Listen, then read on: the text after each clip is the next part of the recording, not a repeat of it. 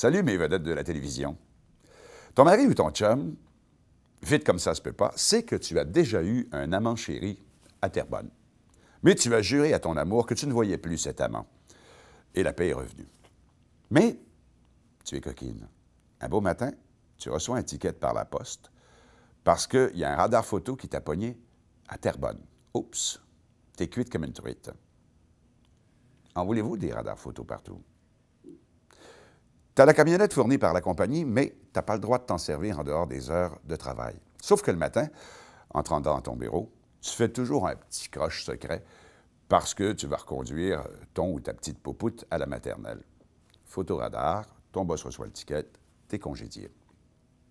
En voulez-vous vraiment des radars photo partout? L'étau se resserre. C'est pour notre sécurité, disent-ils. Moi, je ne crois pas à ça. Un peu, mais très peu. Parce que les radars photo, c'est très payant pour un gouvernement qui ne sait plus comment nous arracher de l'argent, nous arnaquer après taxes et impôts. Et la beauté de l'affaire, c'est qu'un radar photo, ça travaille tout seul. Un radar photo, c'est pas syndiqué. Ça ne demande jamais de vacances. Clic, photo, ordi, ticket. Pour le gouvernement, c'est de l'argent trouvé à terre.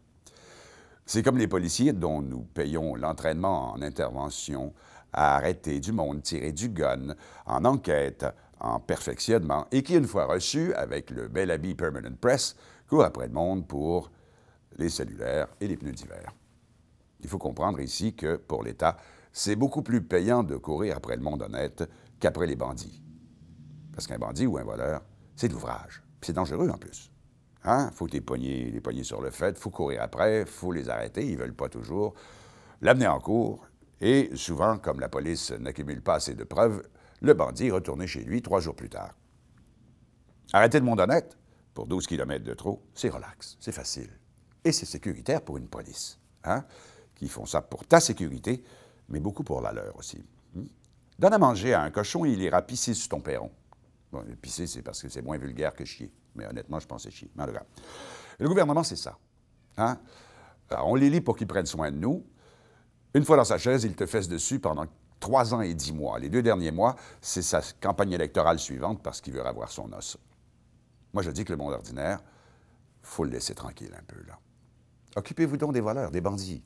Les fraudeurs, tiens, vous savez, ceux qui pactent les partis politiques, ceux qui se noient dans les conflits d'intérêts et ceux qui magouillent dans le domaine de la construction, tiens. Parce que les caméras, là, c'est des caméras, là.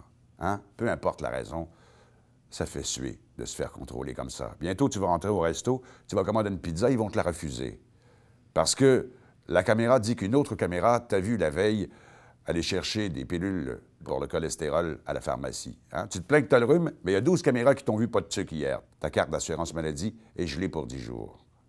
Le contrôle. Il faut se calmer un peu avant que les enfants pognent des étiquettes en bicycle à 3 roues. Hein? Il y en a assez de caméras. Tiens, je vais même donner l'exemple. Terry, ferme ta caméra.